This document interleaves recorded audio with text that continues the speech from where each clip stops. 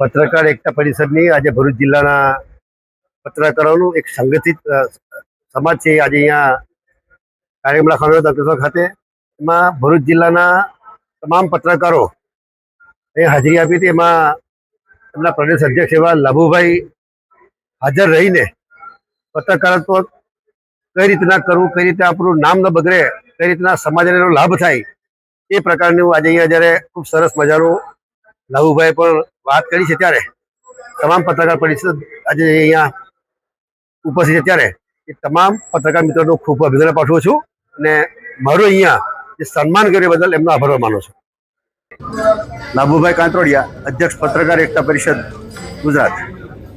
આજે ભરૂચ જિલ્લામાં જિલ્લા અધિવેશન, પણ આ અધિવેશનની વિશેષતા જે અમારું અભિયાન છે કે એક વર્ષમાં 34 જિલ્લાના પત્રકારો જે આ સંગઠન સાથે જોડાયેલા છે એના પરિવારની ચિંતા કરવાનું વર્ષ છે. 10 લાખનો અકસ્માત વીમો 9 પ્રકારની સ્કીમ સાથે જે લેવાનો છે પત્રકારોનો, પણ ભરૂચના પ્રમુખની કોઠાસૂઝ અને અનુભવના આધારે અધિવેશન પહેલા બધાના ફોર્મ ભરાઈ ગયા, વીમો ભરાઈ ગયો, એની રસીદના આજે વિતરણ થઈ ગયા, એના આઈ કાર્ડના પણ વિતરણ થઈ ગયા. એટલે કે અધિવેશન પહેલા વીમો ભરાયો હોય એવું ભાવનગર પછીનું આ ભરૂચ છે. આમ તો બધામાં બેમાં નામ એક આવે છે, ભાવનગર અને ભરૂચ, રાશિ એક છે.